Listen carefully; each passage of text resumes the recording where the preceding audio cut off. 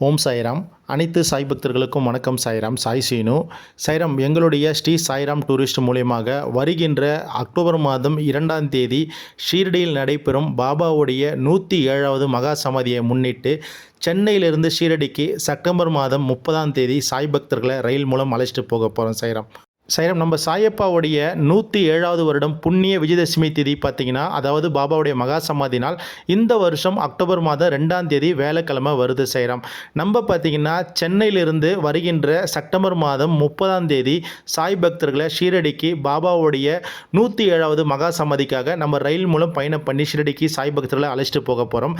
இந்த பயணம் பார்த்திங்கன்னா ஷீரடியில் நீங்கள் 3 நாட்கள் தங்கலாம். அதே போல் முக்கியமான இந்த ஒரு பயணத்தில் ஒரு விஷயம் அமைய போது, அவுரங்காபாத்தில் முதல் பாபா சிண்டே என்ற மலை உச்சியில் சாந்த் பட்டேலுக்கு ஒரு மாமரம் அடியில் காட்சி கொடுத்துருப்பாரு.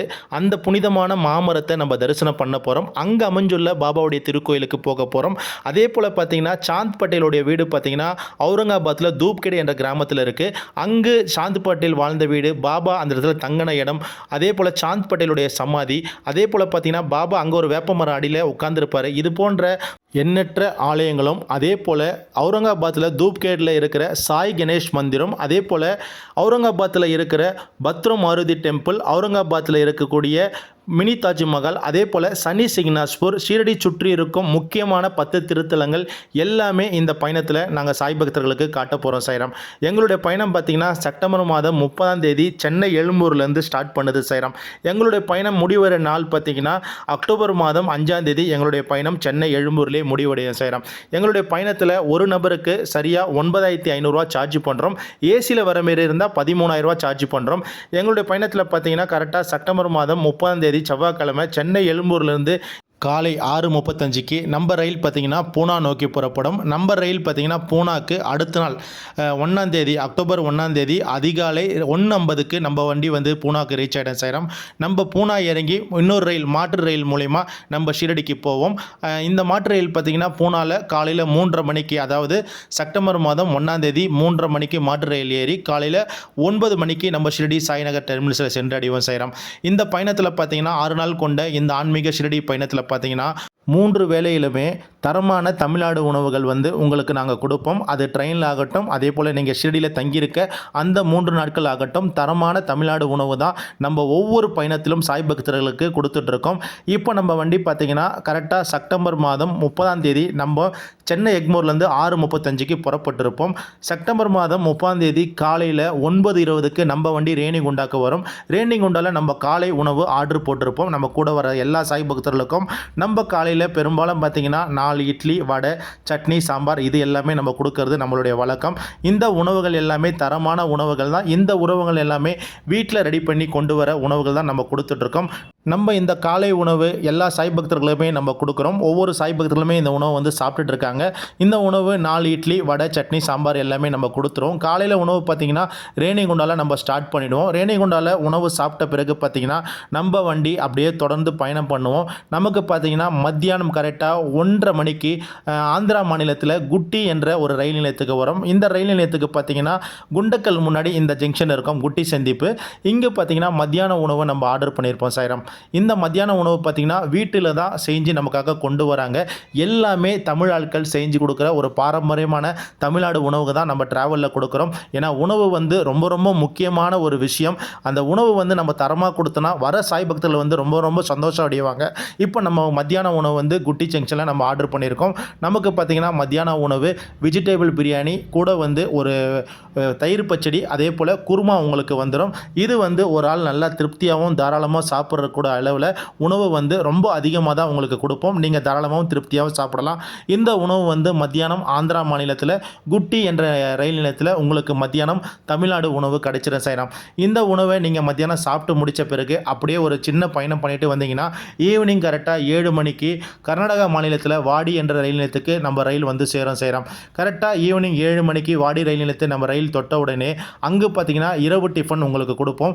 இந்த இரவு டிஃபன் ஒரு ஆளுக்கு 4 சப்பாத்தி, தக்காளி கிரேவி கொடுப்போம். இதுவும் தமிழ்நாடு நபர்கள் செஞ்சு கொடுக்குற ஒரு தரமான ஒரு உணவு தான் நம்ம ரயில் பயணத்தில் நம்ம கொடுத்துட்ருக்கோம். சாய்ராம், இந்த உணவு பார்த்திங்கன்னா நீங்கள் இரவு 7 மணிக்கு மேலே கொடுத்தோன்னா நீங்கள் ஒரு 8 மணிக்காக இந்த உணவு சாப்பிட்டு நீங்கள் ரெஸ்ட் எடுத்துக்கலாம். நம்ம பார்த்திங்கன்னா வாடி ரயில் நிலையத்திலேருந்து பூனாக்கு போகிறதுக்கு அதிகாலை 1:50 தான் ஆகும் பூனா போகிறதுக்கு.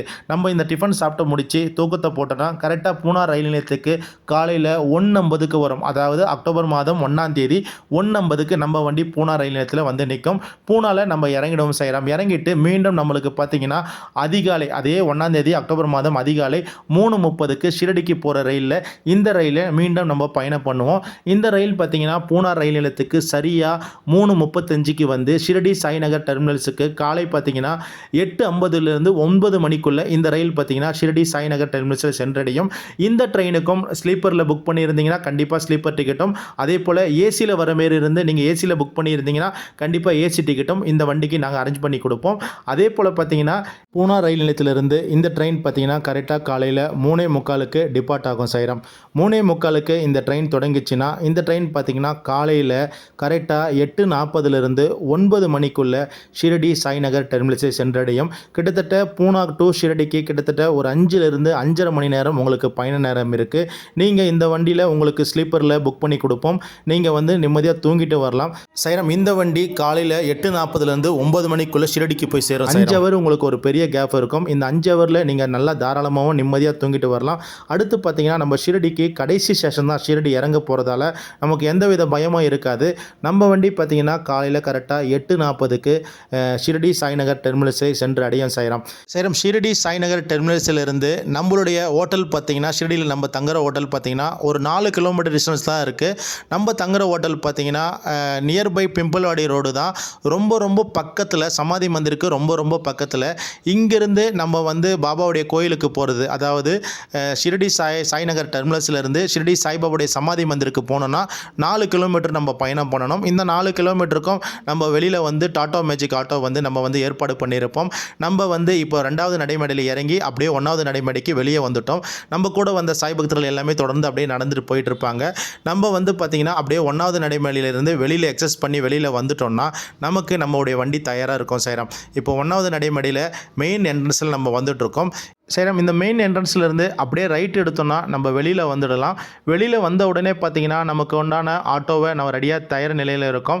இந்த ஆட்டோவில் நம்ம ஏறி நம்ம இங்கேருந்து பார்த்திங்கன்னா நம்மளுடைய ரூமுக்கு போக போகிறோம். ஜஸ்ட் நம்ம சாய்நகர் டெர்மினல்ஸ்லேருந்து ஏறினோன்னா ஒரு 10 மினிட்ஸ்லேருந்து ஒரு 15 நிமிஷத்துக்குள்ளே நம்ம வந்து நம்மளுடைய ரூமுக்கு ரீச் ஆகிடலாம். நம்ம கூட வந்த சாய் பக்தர்களுடைய எல்லா வித உடைமைகள் எல்லாமே ஆட்டோவில் ஏற்றிட்டு நம்ம கூட வந்த பக்தர்களை சேஃபாக ஆட்டோவில் உட்கார வச்சுட்டு நம்ம தொடர்ந்து நம்ம ரூமை நோக்கி நம்ம பயணம் பண்ணுவோம் சாய்ராம். நம்ம ரூமுக்கு பார்த்தீங்கன்னா கரெக்டாக 10வது நிமிஷம் நம்ம வந்துடும். நம்ம வந்து பார்த்தீங்கன்னா பெரும்பாலும் ஹோட்டல் யோகிராஜ் ஹோட்டல் தான் நம்ம போடுவோம். நல்ல பிராண்டடான ஹோட்டல், 2 ஸ்டார் ஹோட்டல். ரூம் பார்த்தீங்கன்னா 2 நபர்களுக்கு ஒரு ரூம் கொடுப்போம். ரூம் எல்லாருக்குமே ஏசி ரூம் தான் சாய்ராம். 3 நாட்கள் நீங்கள் இந்த ஏசி ரூமில் தங்கிக்கலாம். அதே போல் பார்த்தீங்கன்னா காலையில் கரெக்டாக நம்ம 9 மணிக்கு வந்த பிறகு ரூமை கொடுத்துட்ட பிறகு காலையில் உங்களுக்கு காலை உணவு பிரேக்ஃபாஸ்ட் கொடுப்போம்.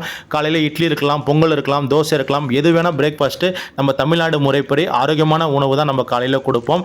இந்த உணவுகள் எல்லாமே ஒவ்வொரு சாய்பகத்தில் சாப்பிட்டு முடித்த பிறகு மத்தியானம் பார்த்திங்கன்னா உங்களுக்கு லஞ்சு கொடுப்போம். இந்த லஞ்சு ஒயிட் ரைஸ், சாம்பார், கூட்டு, பொரியல், அப்பளம், ரசம், மோர், ஊறுகாய், இது போல் தமிழ்நாடு உணவுகளாக மத்தியானம் லஞ்சு கொடுப்போம். இந்த லஞ்சு நீங்கள் சாப்பிட்டு முடித்த பிறகு நம்ம வந்து பாபாவோட தரிசனம் பண்ணுறதுக்கு போகலாம். இப்போ மத்தியான சாப்பாடு நான் காட்டிகிட்டு இருக்கேன் பாருங்கள் சாய்ராம். இந்த மத்தியான சாப்பாடு தான் ஒவ்வொரு நபர்களுக்குமே தனித்தனியாக நம்ம கொடுப்போம். நீங்கள் இந்த சாப்பாடை தாராளமாக சாப்பிட்ற அளவுக்கு சாப்பாடு நல்லா ஃபுல்லாகவும் வச்சு கொடுப்போம். நல்லா திருப்தியாகவும் சாப்பிடலாம். இந்த சாப்பாடு சாப்பிட்டு முடித்த பிறகு பார்த்திங்கன்னா நம்ம கரெக்டாக ஒரு 1:30லேருந்து 2 மணி வாக்கில் நம்ம பாபாவை தரிசனம் பண்ண போகிறோம். அதாவது அக்டோபர் மாதம் 1ஆம் தேதி புதன்கிழமை பாபாவை தரிசனம் பண்ண போகிறோம். எல்லாருமே கீழே இறங்கிட்டு ஒரு குரூப் ஃபோட்டோ எடுத்துகிட்டு நம்ம ஹோட்டலுக்கு முன்னாடி ஒரு குரூப் ஃபோட்டோ எடுத்துகிட்டு நேராக பாபாவுடைய சமாதி மந்திருக்கு போவோம். உங்களுக்கு பார்த்தீங்கன்னா புதன்கிழமை பேடு தரிசனம் கிடைக்காது. வேலைக்கிழமை பாபாவுடைய தசரா, அதாவது 107வது மகா சமாதி அன்னைக்கு பார்த்தீங்கன்னா உங்களுக்கு ஒரு பேடு தரிசனம் கொடுத்துருவோம். நீங்கள் வந்து பாபாவுடைய தரிசனம் பார்க்கலாம். சாய்ராம் நம்ம பாபாவுடைய தரிசனம் சமாதி மந்திரில் குறைஞ்சது நீங்கள் ஒரு 20லேருந்து 25 நிமிஷத்துக்கு நின்று பொறுமையாக பார்க்கலாம். உங்களுக்கு விஜயதசமியில் பார்த்தீங்கன்னா அற்புதமான ஒரு தரிசனம் பாபா கொடுப்பாரு. இது பார்த்தீங்கன்னா நம்ம 3 நாட்களுமே ஷெடியூலில் இருப்போம். இந்த 3 நாட்களில் பாபாவுடைய தரிசனம் குறைஞ்சது நீங்கள் 4லேருந்து 5 முறையே பாபாவை போயிட்டு சமாதி மந்திரில் போய் தரிசிக்கலாம். பாபாவுடைய தரிசனம் முடித்த பிறகு தொடர்ந்து நம்ம வந்து பார்த்தீங்கன்னா பாபா அமர்ந்த புனிதமான வேப்ப மரத்தோடைய அந்த இலைகளை நீங்கள் வந்து தரிசனம் பண்ண முடியும். வேப்ப மரத்தை நீங்கள் புனிதமான வேப்ப மரத்தை தரிசனம் பண்ண பிறகு பாபாவுடைய மியூசியமுக்கு கூட்டு போவோம். பாபா பயன்படுத்திய எல்லாவித பொருட்களும் இந்த மியூசியமுக்குள்ளே வச்சுருக்காங்க. ரொம்ப ரொம்ப ஒரு பொக்கிஷமான ஒரு விஷயம் இந்த மியூசியம். இதனைத் தொடர்ந்து பார்த்தீங்கன்னா பாபாவுடைய மிகப்பெரிய பக்தர் ஆஜி அப்துல் பாபா அவருடைய சமாதிக்கு கொண்டு போவோம். அந்த சமாதியை தொட்டு வணங்கிட்ட பிறகு பாபாவுடைய பக்தர் தாத்தியா சமாதியை நம்ம வணங்குவோம். தாத்தியா சமாதியை வணங்கிட்ட பிறகு பாபாவுடைய மற்றொரு பக்தர் நானாவளி சமாதியும் நம்ம தொடர்ந்து வணங்குவோம். இதனைத் தொடர்ந்து பாபா வந்து ஷிரடியில் தண்ணியில் விளக்கேற்றினார். அப்படிப்பட்ட தண்ணியில் விளக்கேற்றினது தான் நந்தாதீபம். நந்தாதீபத்தை தொடர்ந்து தரிசனம் பண்ண பிறகு பாபாவுடைய லெண்டி தோட்டத்தை போயிட்டு நம்ம தரிசனம் பண்ணுவோம். சரி, இந்த லெண்டி தோட்டத்தில் பாபாவுடைய எண்ணற்ற அற்புத நீலிகள் எல்லாமே இருக்கு. ஷிரடியுடைய கொடிக்கம்பம் இருக்கு. ஒரு நந்தி வந்து பாபாவுடைய கோபுரத்துக்கு நேராக பிரதிஷ்டை பண்ணியிருப்பாங்க. இந்த ஷிரடிக்கு வர ஒவ்வொரு சாய் பக்தர்களுமே கண்டிப்பாக இந்த நந்தி ஆண்டு நின்று வணங்கிட்டு கோபுர தரிசனமாக பாருங்க. கோபுர தரிசனம் கோடி புண்ணியம் சொல்லுவாங்க. இந்த நந்தி பகவானை நீங்கள் தரிசனம் பண்ண பிறகு இந்த கொடிக்கம்பத்தை வந்து வணங்குங்க. இந்த கொடிக்கம்பத்தில் பாபாவுடைய அந்த அழகான உருவம் வந்து இந்த இடத்துல வந்து பிரதிஷ்டை பண்ணியிருப்பாங்க. மேலே வந்து உச்சில பார்த்தீங்கன்னா இப்போ காட்டணும் பாருங்க, மேலே வந்து ஓம் என்ற ஒரு எழுத்து வந்து இருக்கும். நீங்கள் இந்த கொடிக்கம்பத்தை தரிசனம் பண்ணிட்ட பிறகு தொடர்ந்து பாபா லெண்டி தோட்டத்தில் பாபாவுடைய அற்புதத்தால் உருவாக்கின ஷிலாடி கிணறை போய் நம்ம பார்க்க போகிறோம். இந்த கிணத்துல தான் உப்பு தண்ணியாக கிடைக்கும்.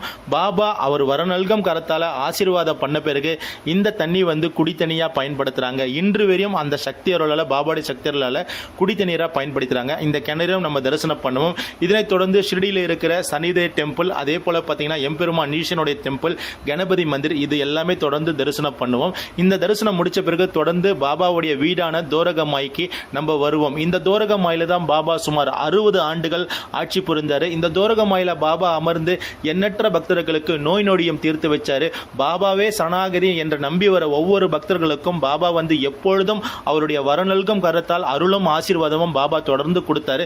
அப்படிப்பட்ட சாந்தி நிலையத்துக்குள்ள நம்ம எல்லாருமே போவோம். இந்த தோரகமாய்க்குள்ள பல எண்ணற்ற அற்புதமான பொக்கிஷங்கள் எல்லாமே நிறைஞ்சிருக்கு. ஒவ்வொரு பக்தர்களுமே இந்த தோரகமாய் உள்ள நுழையத்துக்கு முன்னாடி இந்த வாசலை தொட்டு கும்பிட்டு ஓம் சாய், ஸ்ரீ சாய், ஜெய ஜெய சாய் என்று மனசார சொல்லிட்டு உள்ள போங்க. உள்ள போயிட்டு பாபாவுடைய அந்த திருவடியை தொட்டு வணங்குங்க.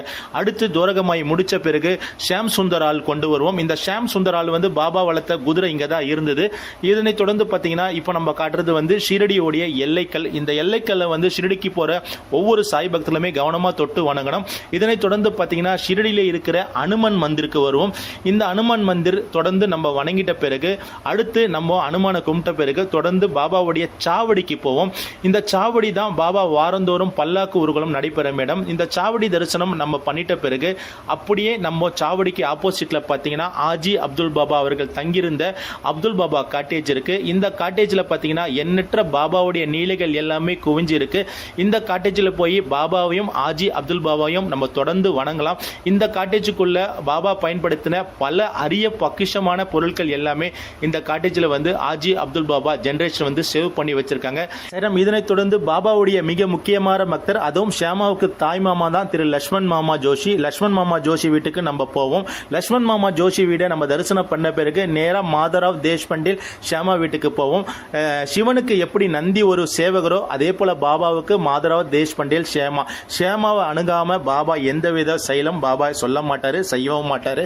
ஏன்னா சச்சரிதத்தில் நம்ம தொடர்ந்து படிச்சிருப்போம். ஷியாமா வீடை நம்ம தரிசனம் பண்ண பிறகு நம்ம பாபாவுக்கு சாயி என்ற பேர் வச்ச மாபெரும் பக்தர், அந்த பக்தர் தான் பகத் மகள்சாபதி. அவருடைய புனிதமான வீட்டுக்கு நம்ம போவோம். இங்கு பகத் மகள்சாபதி வீட்டில் அவருடைய சமாதி இருக்கு. அவருடைய சமாதியை தொட்டு வணங்குவோம். ஏன்னா பாபா ஷிரடிக்கு கண்டோபாக்கு வந்தவனை யாசாயே என்று அழைச்சவர்.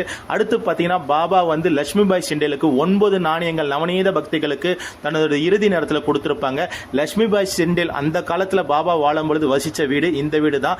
பாபாவுடைய மிகப்பெரிய பக்தர் திரு பாவோஜி சிண்டேல் குஷ்டரோகி அடிகள் வாழ்ந்த வீடு இந்த வீடு. இந்த வீடியும் நீங்க ஷிரடிக்கு போன உடனே நம்ம காட்டுவோம். இந்த வீடு வந்து பாலடைஞ்சு கிடக்கும். நம்ம வெளியில இருந்தே நம்ம தொடர்ந்து இந்த வீட்டை வந்து தரிசனம் பண்ணலாம். அடுத்து ஷிரடியுடைய ஊர் தலைவர் வீடு திரு ராமச்சந்திரா தாதா பட்டேல் வீடு. இந்த வீடியும் நம்ம தொடர்ந்து தரிசனம் பண்ண பிறகு பாபாவுக்கு உணவு கொடுத்த தாய் தான் திரு பைசாபாய் அம்மா. பைசாபாய் அம்மா வீட்டுக்கு நம்ம வருவோம்.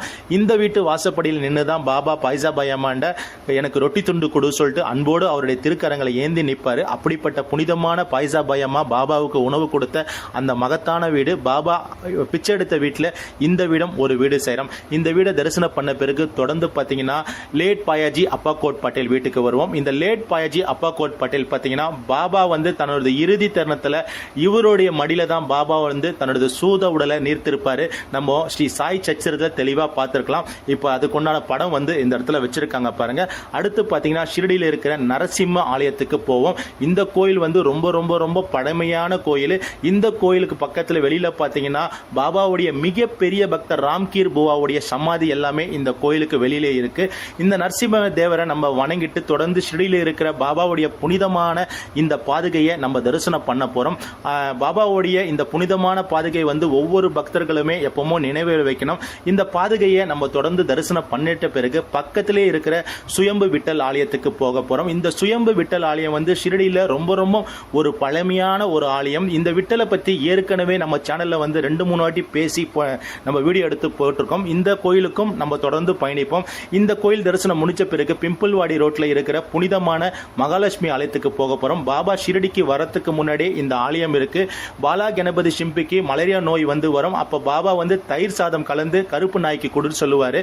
அப்படிப்பட்ட புனிதமான ஆலயத்துக்கு வந்து அங்க பாபாவும் வணங்கிட்டு மகாலட்சுமி தாயை நம்ம தொடர்ந்து வணங்கும். தொடர்ந்து அடுத்த நாள் பார்த்தீங்கன்னா பாபாவுடைய தரிசனம் முடிச்ச பிறகு லட்சுமிபாய் ஷிண்டேலோடைய ஜெனரேஷன் வாழ்ற வீடு அருண்ஜி வீட்டுக்கு போயிட்டு பாபா கொடுத்த அந்த 9 நாணயங்கள் நவநீத பக்திகளுக்கு பாபா கொடுத்த அந்த 9 நாணயங்களும் நம்ம தரிசனம் பண்ணுவோம். பாபா தன்னுடைய இரு திருணத்துல லட்சுமிபாய் ஷிண்டேலுக்கு கொடுத்த அந்த 9 நாணயங்கள் இதுதான் சாய்ராம். இதனை தொடர்ந்து பார்த்தீங்கன்னா பாபாவுடைய மிகப்பெரிய பக்தர் சிவனேசன் சுவாமிகள் ஓம் சாய் ஸ்ரீ சாய் ஜெய ஜெய சாய் என்ற மந்திரத்தை சொன்ன சிவனேசன் சுவாமிகளுடைய சமாதிக்கு நம்ம ரூகி போற வில்லேஜுக்கு வந்து சிவனேசன் சுவாமிகளை நம்ம வணங்குவோம். சிவனேசன் சுவாமிகள் வந்து ஒரு தமிழ் பக்தர், கோயம்புத்தூர்ல நாக்கியர்பாளையத்தை சார்ந்தவர்.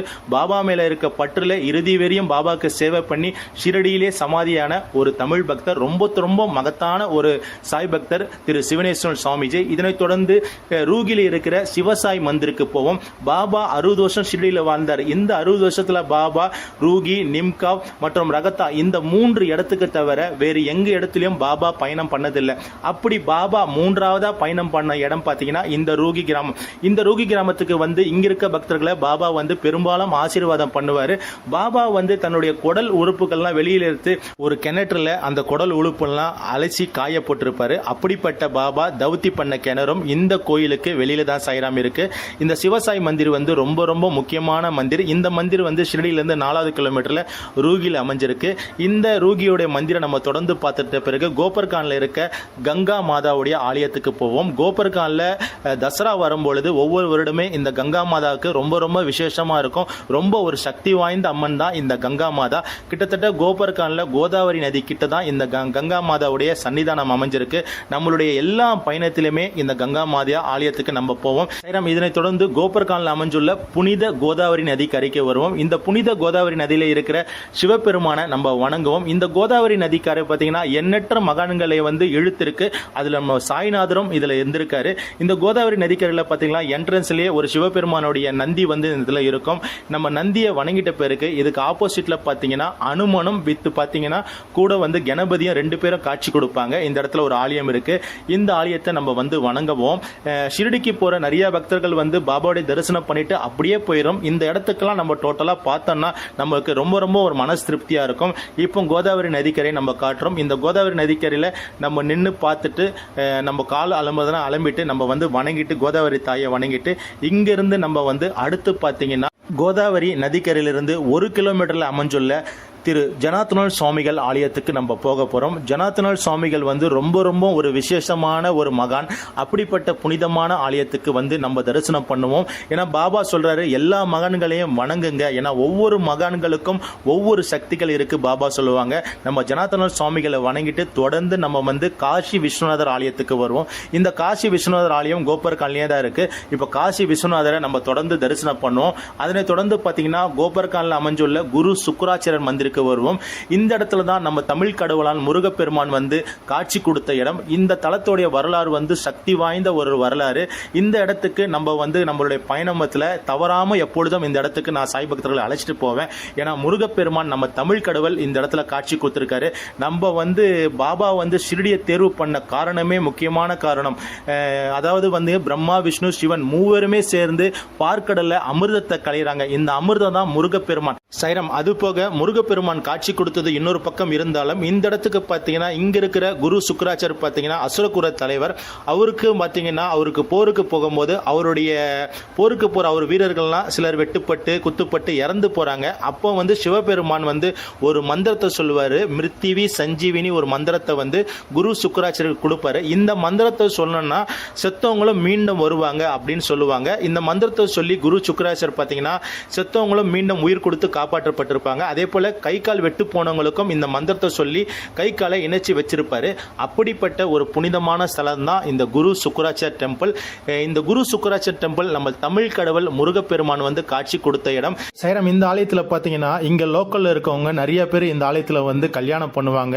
ஏன்னா இந்த ஆலயத்தில் கல்யாணம் பண்ணுறவங்களுக்கு வந்து அவங்க குடும்பம் வந்து விருத்தி ஆகும்னு சொல்லுவாங்க. அப்படிப்பட்ட ஒரு அற்புதமான ஆலயம் தான் இந்த குரு சுக்கராச்சார் டெம்பிள். அதே போல் நம்மளுக்கு எதனா தோஷம் எதனா இருந்தால் கூட கண்டிப்பாக இங்கே வந்து ஒரு சில பரிகாரங்கள்லாம் சொல்கிறாங்க. அந்த பரிகாரம் வந்து நம்ம சாயை நோக்கி குரு சுக்கராச்சார் நோக்கி நம்ம பண்ணும்பொழுது நமக்கு ஏற்பட்ட எல்லா இன்னல்களும் எல்லா துன்பங்களும் நம்மளை விட்டு விலகும் செய்யறோம். அடுத்து கோபர்கானில் இருக்கிற பாபா தபபூமி ஆலயத்துக்கு நம்ம போக போகிறோம். இந்த பாபா தபபூமி ஆலயம் பார்த்தீங்கன்னா உபாசினி மகாராஜாவுக்கு பாபா வந்து தவம் பண்ண சொன்ன இடம். அதாவது 3 நாட்கள் கோபர்கானில் இருக்கிற இந்த ஆலயத்துக்கு போயிட்டு பாபா தவம் பண்ண சொல்லுவார். இந்த ஆலயத்தோட பேர் பாபா தபபூமி. ஒரு காலத்தில் இந்த ஆலயோட பேர் பார்த்தீங்கன்னா கண்டோபா ஆலயம் சொல்லுவாங்க கோபர்கானில். இந்த ஆலயத்தில் உபாசினி மகாராஜா 3 நாட்கள் தவம் பண்ண பிறகு பாபாவே இந்த ஆலயத்துக்கு வந்து அமருவார். ரொம்ப ரொம்ப சக்தி வாய்ந்த இடம் தான் இந்த பாபா தபபூமி. இந்த ஆலயம் பார்த்தீங்கன்னா கோபர்கானில் இருக்க சேரம். இங்கு வந்து உபாசினி மகாராஜா கூட நம்ம பாபாவே வந்து அமர்ந்து கொஞ்ச நாள் பாபா இந்த ஆலயத்தில் தங்கி இருக்காரு. அதற்கு பிறகு மீண்டும் பாபா ஷிரடிக்கு போயிருக்காரு. அப்படிப்பட்ட புனிதமான ஆலயத்தையும் நம்ம தரிசனம் பண்ணுவோம். தொடர்ந்து ஷிரடியிலிருந்து ஏர்போர்ட் போற வழியில் ஸ்ரீ பஞ்சமுகி விஷ்ணு கணபதி ஆலயத்துக்கு நம்ம போவோம் சைரம். இந்த ஸ்ரீ பஞ்சமுகி விஷ்ணு கணபதி ஆலயம் வந்து ரொம்ப ரொம்ப ஒரு சக்தி வாய்ந்த ஆலயம். ஷிரடியிலிருந்து இந்த பக்கம் ஒரு 4வது கிலோமீட்டர்ல ஏர்போர்ட் போற வழியில இந்த ஆலயம் அமைஞ்சிருக்கு. இந்த ஆலயத்தில் பார்த்தீங்கன்னா விநாயகர் கணபதி பார்த்தீங்கன்னா ஆதிசேஷ ரூபத்தில் அமர்ந்திருப்பாரு. ஒரு கையில வந்து லட்சுமி தேவியோட இந்த இடத்துல காட்சி கொடுப்பாரு.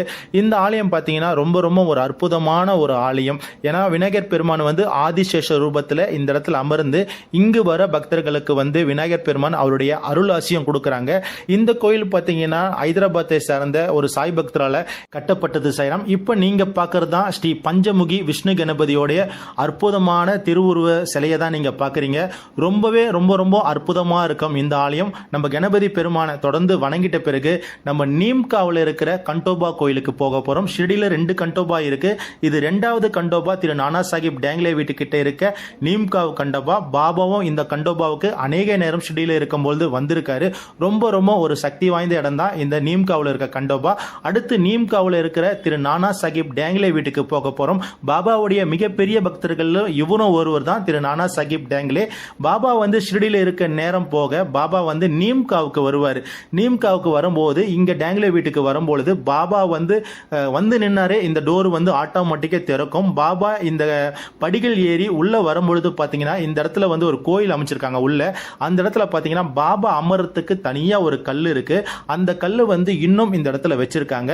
நம்ம இந்த டேங்லே வீட்டுக்கு போன உடனே பார்த்தீங்கன்னா இந்த கதவு தாண்டி போன உடனே பார்த்தீங்கன்னா பாபா அமர்ந்த அந்த புனிதமான கல்லை நம்ம பார்க்க முடியும். இந்த கதவுகள் எல்லாமே அந்த காலத்தில் பாபா வரும்பொழுது இருந்த அமைப்பு தான் இப்போ அப்படியே வச்சிருக்காங்க. அந்த அமைப்புகள்லாம் மாறாமல் வச்சிருக்காங்க. இதுதான் திரு நானா சாஹிப் டேங்லேவுடைய வீடு. இப்போ இந்த இடத்துல பாபா வந்து இங்கே அமர்ந்ததால இந்த இடத்துல அவங்க ஜென்ரேஷன் திரு நானா சாஹிப் ஜென்ரேஷன் வந்து ஒரு பாபாவுடைய கோயிலை கட்டி வச்சிருக்காங்க. இந்த படிக்கட்டு கீழே இப்போ காட்டுறோம் பாருங்க சேரம். இதுதான் பாபா அமர்ந்த புனிதமான கல். பாபா எந்த இடத்துக்கு பயணம் பண்ணாலும் அந்த இடத்துல ஏதாவது ஒரு இடத்துல அமருவார். அப்படி அமர்ந்தா ஏதாவது ஒரு கல் மேலே அமருவார். திரு நானா சாஹிப் டேங்லே வீட்டில் அமர்ந்த புனிதமான கல் தான் சேரம் இந்த கல். அந்த கல்லு கிட்ட பாபா அமர்ந்தால நானா சாஹிப் டேங்லே வீட்டில் பாபாவுடைய ஒரு புனிதமான சிலை நிறுவி ஒரு கோயில் கட்டியிருக்காங்க. தொடர்ந்து பாபாவுடைய பிரசாதாலயத்துக்கு போயிட்டு நம்ம அந்த ஷிரடியில் இருக்க 3 நாட்களில் ஏதாவது ஒரு நாள் பிரசாதாலயத்துக்கு போயிட்டு பாபாவுடைய அந்த அன்னத்தை நம்ம வந்து சாப்பிடணும். ஏன்னா இறைவன் பாபா நமக்காக கொடுத்த உணவு சஞ்சீவி, அதை நம்ம தொடர்ந்து சாப்பிடுவோம். அதனை தொடர்ந்து பார்த்தீங்கன்னா ஷிரடியுடைய எல்லை கோயில் கண்டோபா கோயிலுக்கு வருவோம். இந்த கண்டோபா கோயிலுக்கு தான் பாபா 2வது விஜயமா நம்ம சாந்த் பட்டேலோட வராரு. இங்கு பாபா வந்தோடனே இந்த கோயிலுடைய குருக்கள் மகசல்பதி பாபாவை பார்த்து யா சாயே நீ வர வேண்டும் சொல்லுவாரு.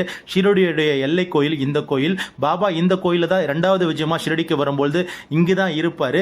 இங்கு தான் பாபா இருக்கணும் சொல்லுவாரு. ஆனால் மகசல்பதியும் திரு காசிராம் சிம்பியும் பாபாவுக்கு வந்து ஷிரடிக்குள்ள அனுமதி கொடுத்து தோரகமாய் அதாவது மசூதியில பாபாவை தங்க வைப்பாங்க. இந்த எல்லை கோயில் வந்து ரொம்ப ரொம்ப சர்வ சக்தி படைத்த கண்டோபா எல்லை கோயில். இந்த கோயிலில் பார்த்தீங்கன்னா பாபாவுடைய பக்தர்கள், அதாவது பாபாவை தேடி வந்த பக்தருடைய எண்ணற்ற புகைப்படங்கள் எல்லாமே நீங்கள் தரிசனம் பண்ண முடியும். அது போக இந்த கோயிலுக்குள்ள ஆஃபீஸ் ரூம் இருக்கு. அந்த ஆஃபீஸ் ரூமில் பார்த்தீங்கன்னா பாபா மகள்சல்பதிக்கு கொடுத்த புனிதமான பாபாவுடைய உடை, அந்த கஃப்னியும் நீங்கள் தொடர்ந்து தரிசனம் பண்ண முடியும். அது போல பாபாவுடைய பாதுகா, பாபா எந்த பாதுகாவும் போடல, ஆனால் பக்தர்கள் கொடுத்த பாதுகா பாபா ஆசீர்வாதம் பண்ணி கொடுப்பார். அந்த பாதுகா பாபா கொடுத்த காயினும் நீங்கள் பார்க்க முடியும். சைரம் பாபா கொடுத்த இந்த காயின் பார்த்த பிறகு அதுக்கப்புறமா நம்ம ஷிரடியில் இருந்து மறுநாள் அக்டோபர் மாதம் 3ஆம் தேதி அவுரங்காபாத்துக்கு நம்ம பயணம் பண்ணுவோம் சைராம். அவுரங்காபாத்தில் பார்த்தீங்கன்னா பாபா முதல் திரு சாந்த் பட்டேலுக்கு ஒரு மாமரம் அடியில் அமர்ந்து பாபா காட்சி கொடுத்துருப்பாரு. அதாவது சாந்த் பட்டேலுடைய குதிரையை பாபா கண்டுபிடிச்சி கொடுத்துருப்பாரு. அந்த மாமரம் அடி பார்த்தீங்கன்னா சிண்டேல் என்ற ஒரு மலை உச்சியில் மேலே இருக்குது. அந்த மாமரம் அடியில் இப்போ ஒரு கோயில் கட்டிட்டாங்க. பாபா முதல் காட்சி கொடுத்த அந்த மாமரம் ப்ளஸ் அந்த கோயில். அதே போல் பார்த்தீங்கன்னா தூப்கெடா என்ற ஒரு வில்லேஜில் வந்தீங்கன்னா சாந்த் பட்டேல் வீட்டில் பாபா கொஞ்ச நாள் வசிச்சிருக்காரு. சாந்த் பட்டேல் வீட்டில் பாபா வசித்த அந்த புனிதமான இல்லம், அதே போல் சாந்த் பட்டேலுடைய சமாதி, அது போக பார்த்தீங்கன்னா பாபா அமர்ந்த புனிதமான வேப்ப மரம், சாய் கணேஷ் மந்திர், இது எல்லாமே நம்ம அவுரங்காபாத் பயணத்தில் பார்க்க போகிறோம் சைரம். அதே போல் அவுரங்காபாத்தில் அமைஞ்சுள்ள பத்ர மாருதி டெம்பிள், மினி தாஜ்மஹால் எல்லாமே பார்ப்போம். அதனைத் தொடர்ந்து அவுரங்காபாத்தில் தூப்கெடாவில் பார்த்தீங்கன்னா உலகத்திலே இப்படி ஒரு பாபா கோயிலை நீங்கள் பார்க்க மாட்டீங்க. உடல் பாபாவாகவும் முகம் வந்து நம்ம ஆணை முகத்தான் விநாயகர் பெருமான் முகத்தோடு கொண்ட இந்த அற்புதமான சாய் கணேஷ் மந்திரம் நம்ம தரிசனம் பண்ணுவோம். இந்த கோயில் பார்த்தீங்கன்னா அவுரங்காபாத்தில் தூப்கெட் என்ற ஒரு வில்லேஜில் இருக்குது சைராம். சைரம், இந்த புனிதமான சாய் கணேஷ் கோயிலை தரிசனம் முடிச்சிட்ட பிறகு இந்த கோயிலை திரு பால்தேவ் பாரதி குருஜியை நம்ம தரிசனம் பண்ணுவோம். திரு பால்தேவ் பாரதி குருஜி தான் நம்ம சாய் கணேஷ் மந்திர் வந்து கட்டினார். இந்த கோயிலுடைய அற்புதம் எல்லாமே அங்கே போன பிறகு, சாய் கணேஷ் மந்திரில் போன பிறகு ஒன் பை ஒன்னாக நம்ம குருஜி மூலமாக கேட்டோம் தெரிஞ்சுக்கலாம், நம்மளும் எடுத்து சொல்லலாம். தொடர்ந்து இந்த சாய் கணேஷ் மந்திரை பார்த்துட்ட பிறகு அங்கேருந்து ஒரு 1 மினிட் வாக்கிங்கில் பார்த்தீங்கன்னா நம்ம சாந்த் பட்டேல் இருக்காங்கள, பாபாவுடைய அந்த குதிரை கண்டுபிடிச்சி கொடுப்பார்ல பாபா சாந்த் பாய், அவங்களுடைய வீட்டுக்கிட்ட நம்ம வரோம். அங்கு பார்த்தீங்கன்னா பாபா தங்கின வேப்ப மரம், அந்த இடத்துல ஒரு கோயில், அதே போல் சாந்த் பட்டேலுடைய பழைய அந்த வீடு, சாந்த் பட்டேலுடைய சமாதி, பாபா அமர்ந்த அந்த புனிதமான வேப்ப மரத்துக்கு கீழே இருக்கிற சின்ன சின்ன கல், சிலிமு, இது போல் எண்ணற்ற அற்புதம் எல்லாமே இந்த தூப்கெடு என்ற கிராமத்தில் நம்ம பார்க்க போகிறோம் சைராம். இப்போ பாருங்கள், பாபா இளவயது பாலகனாக இருக்கார். அந்த இடத்துல ஒரு சின்ன கல் இருக்குது. இந்த கல்லில் பாபா அமர்ந்திருக்காரு. பாபா யூஸ் பண்ண அந்த சிலிம் எல்லாமே வச்சுருக்காங்க.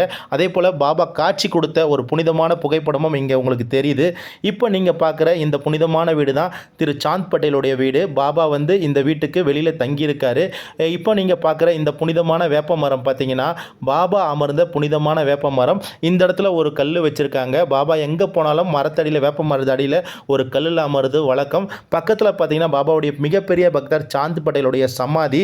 சாந்த் பட்டேலுக்கு தான் பாபா முதல் சிண்டேல் என்ற மலை உச்சிலேருந்து குதிரை கண்டுபிடிச்சி மாமரடியிலேருந்து பாபா காட்சி கொடுத்துருப்பாரு. அந்த குதிரை பயன்படுத்தின எல்லா வித பொருட்கள் எல்லாமே இந்த கண்ணாடி பெட்டியில் வச்சுருக்காங்க சைராம். அதுவும் இந்த பயணத்தில் உங்கள் அனைவருக்குமே நம்ம காட்டுவோம் சைராம். இதெல்லாம் பெரிய அற்புதம். தொடர்ந்து நம்ம தூப்கெடாலிருந்து புறப்பட்டு ஒரு அடர்ந்த ஃபாரஸ்ட்டுக்குள்ளே போகிறோம். இங்கு தான் நம்ம பாபாவுடைய மிகப்பெரிய பக்தர் சாந்த் பட்டேல் அவருடைய குதிரையை தொலைச்சிட்டு, பெண் குதிரையை தொலைச்சிட்டு பல நாட்களை தேடி அலைவார். கரெக்டாக சிந்தேன் என்ற ஒரு மலை உச்சிக்கு வருவார்.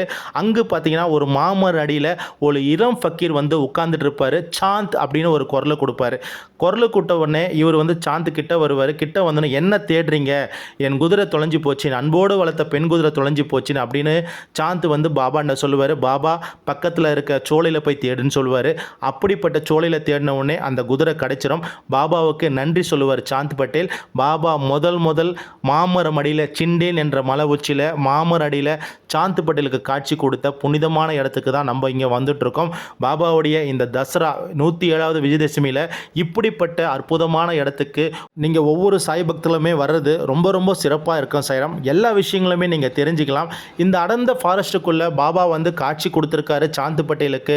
அதுவும் அந்த இடத்த நம்ம பாபாவுடைய 107வது மகா சமாதி அன்னைக்கு போய் நம்ம தரிசனம் பண்ண போகிறோம் அப்படின்னு சொன்னால் எவ்வளோ ஆனந்தமாக இருக்குது. உடனே போய் பார்க்கணும் அப்படின்னு சொல்லிட்டு என் மனசுக்கும் துடிக்குது சைராம். அப்படிப்பட்ட பாபா காட்சி கொடுத்த புனிதமான மாமரத்தை எல்லாமே நீங்கள் ஒன் பை ஒன்னாக நீங்கள் தரிசனம் பண்ண போகிறீங்க. இந்த மாமரத்துக்கு கீழே பார்த்தீங்கன்னா ஒரு கோயில் வந்து இப்போ வந்து கட்டியிருக்காங்க. இந்த கோயிலில் தான் பாபாவுடைய திருரூப மூர்த்தி சிலைகள் எல்லாமே வச்சுருக்காங்க. நம்ம ஒன் பை ஒன்னாக இந்த மலையிலேருந்து கீழே இறங்குவோம். அதுக்கு முன்னாடி பார்த்தீங்கன்னா இந்த கோயிலுக்கு பக்கத்திலே இப்போ ஒரு கல் காட்டுறோம் பார்த்தீங்களா, இந்த கல்லில் தான் பாபா அமர்ந்து சாந்த் படையில் வந்து கூப்பிட்டாரு. சாந்த்னு அப்படி கூப்பிட்டுருப்பாரு. உன் குதிரை பார்த்தீங்கன்னா பக்கத்தில் இருக்க சோலையில் இருக்குது அப்படின்னு பாபா சொல்லுவார். மேலே பாருங்கள் பாபா அமர்ந்திருப்பார். அந்த கல் தான் கீழே பார்க்குறீங்க.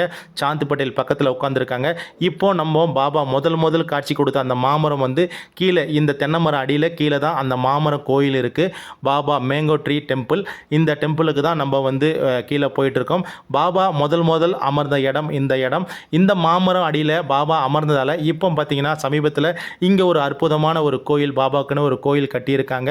துணியும் இங்கே இருக்குது. பாபா வந்து சாந்த் படேலுக்கு சிலிமை பிடிக்க சொல்லுவார். அப்படி சிலிமை பிடிக்கும் போது பாபா வந்து தண்ணி தேவைப்படும், ஓங்கி பூமியில் குத்துவார். அப்போ தண்ணீர் கிடைக்கும். அந்த கிணறு தான் இங்கே நீங்கள் வந்து தரிசனம் பண்ணிகிட்ருக்கீங்க. இந்த மாமரம் வந்து ரொம்ப சக்தி படைத்த ஒரு மாமரம். ஏன்னா நம்ம குருநாதர் சத்குருநாதர் முதல் இந்த சிண்டேல் என்ற மலை உச்சியில் தான் சாந்த் படேலுக்கு இந்த மாமரம் அடியில் அமர்ந்து காட்சி கொடுத்துருப்பாரு. அப்படிப்பட்ட புனிதமான இடத்துக்கு நம்மளும் வந்து பாபாவுக்கு நெய்வேதியெல்லாம் வச்சு நம்ம வந்து பாபாவுடைய தசரா விஜயதசமி 107வது மகா சமாதி அன்னைக்கு நம்ம எல்லாம் சிறப்பாக பாபாவுக்கு பூஜை போட போகிறோம். இந்த இடம் பார்த்திங்கன்னா அவுரங்காபாத்திலிருந்து மலை உச்சி சிண்டேல் என்ற ஒரு மலை உச்சியில் இந்த புனிதமான மாமரம் கோயில் வந்து அமைஞ்சிருக்கு சேரம். கண்டிப்பாக நம்ம எல்லாருமே வாழ்க்கையில் ஒரு முறையாவது இந்த புனிதமான ஆலயத்துக்கு போனோம். இந்த இடத்துல பார்த்திங்கன்னா இப்போ சமீபத்தில் ஒரு அற்புதமான பாபாவுடைய திருமூர்த்தியை பிரதிஷ்டை பண்ணியிருக்காங்க. இதனைத் தொடர்ந்து அன்று மதியம் நம்ம பாபாவுடைய மேங்கோ ட்ரீ இருக்கிற இடத்துல மத்தியானம் எல்லாருக்குமே சாப்பாடு கொடுப்போம். நீங்கள் மத்தியானமாக சாப்பாடு சாப்பிட்ட பிறகு அங்கிருந்து அவுரங்காபாத்தில் பத்ரமாருதி டெம்பிளை நம்ம தரிசனம் பண்ணுவோம். பத்ரமாருதி டெம்பிளை நம்ம தரிசனம் பண்ண பிறகு அங்கே இருக்கிற சனீஸ்வரன் பகவானை நம்ம தரிசனம் பண்ணுவோம். இந்த பத்ரமாருதி கோயில் பார்த்தீங்கன்னா நம்ம அனுமான் வந்து படுத்த கோலமாக இருப்பார். பக்கத்திலே சனிதேவ தரிசனம் பண்ணுவோம். தொடர்ந்து பார்த்தீங்கன்னா அங்கேருந்து மினி தாஜ்மஹால் கொண்டு வருவோம். இந்த மினி தாஜ்மஹாலில் நுழைவு கட்டணம் எல்லாமே நம்மளும் இந்த பேக்கேஜில் கொடுத்துருவோம். 9,500 நீங்கள் கொடுத்து வந்தீங்கன்னா இந்த 9,500 பேக்கேஜில் இந்த நுழைவு கட்டணம், சாப்பாடு, தங்குற வசதி, இந்த 3 நாட்கள் ஷிரடியில் தங்குற வசதி, ரூம், போக்குவரத்து எல்லாமே சேர்த்து நம்ம பண்ணி கொடுத்துருவோம். இந்த மினி தாஜ்மஹால் பார்த்தீங்கன்னா நம்ம 1 மணி நேரத்துக்கு மேலே சுற்றி பார்க்கலாம். இந்த மினி தாஜ்மஹால் பார்த்தீங்கன்னா நம்ம பத்ரமாருதி டெம்பிளை தரிசனம் பண்ண பிறகு நேராக இந்த மினி தாஜ்மஹால் அண்ட கடைசியாக கூட்டு வருவோம். இந்த மினி தாஜ்மஹால் தரிசனம் பண்ணிட்ட பிறகு அன்றிரவு, அதாவது அக்டோபர் மாதம் 3ஆம் தேதி வெள்ளிக்கிழமை நம்ம ஷிரடிக்கு வந்துடுவோம். அங்கு வந்து பார்த்தீங்கன்னா நைட்டு நம்ம சாப்பிட்டு முடித்த பிறகு காலையில் 4ஆம் தேதி பாபாவை தரிசனம் பண்ணிவிட்டு டிஃபன் எல்லாம் கொடுத்துட்ட பிறகு பர்ச்சேஸ் எல்லாம் முடிச்சுட்டு அன்று மத்தியானம் உங்களுக்கு நம்மளுக்கு தமிழ்நாடு உணவுகள் மத்தியானம் கொடுப்போம். ஒயிட் ரைஸ், சாம்பார், கூட்டு, பொரியல், அப்பளம், ரசம், மோர் என்ன. நீங்கள் மத்தியானம், அதாவது அக்டோபர் மாதம் 4ஆம் தேதி சனிக்கிழமை மத்தியானம் உணவு சாப்பிட்ட பிறகு நம்ம ஷிரடியிலிருந்து நேராக பார்த்தீங்கன்னா பூனா நோக்கி நம்ம ட்ராவல் பண்ணணும். டிரான்ஸ்போர்ட்டில் பஸ்ஸில் தான் நம்ம ட்ராவல் பண்ணணும். அப்படி ட்ராவல் பண்ணும்பொழுது நம்ம நடுவில் சனி சிக்னாஸ்பூர் இருக்குது. இந்த சனி சிக்னாஸ்பூரை நம்ம அப்படியே பார்த்துட்டு நேராக நமக்கு பூனாக்கு போயிடுவோம். அப்படி பூனாக்கு போகும்பொழுது பார்த்திங்கன்னா ஈவினிங் கரெக்டாக அக்டோபர் மாதம் 4ஆம் தேதி ஈவினிங் சரியாக 4 மணிக்கு நம்ம பார்த்திங்கன்னா பஸ் அரேஞ்ச் பண்ணியிருப்போம். இந்த பஸ்ஸில் நேராக பூனா வரையும் நம்ம ட்ராவல் பண்ண போகிறோம். சேரம் பூனா வரையும் போகும்பொழுது நடுவில் பார்த்தீங்கன்னா சுயம்பு சனிதேவ் ஆலயம் இருக்கும். அதாவது சனி சிக்னாஸ்பூர் போயிட்டு சனி பகவானை நம்ம தரிசனம் பண்ணுவோம். சனீஸ்வரன் கோயிலுக்கு பார்த்தீங்கன்னா நம்ம ஈவினிங் கரெக்டாக ஒரு 7 மணி வாக்கில் போயிடுவோம். 7 மணிக்கு நம்ம சனி சிக்னாஸ்பூரில் போயிட்டு சனிதேவை தரிசனம் பண்ண பிறகு உங்களுக்கு நைட் டின்னர் அங்கே சனி சிக்னாஸ்பூரில் கொடுத்துருவோம்.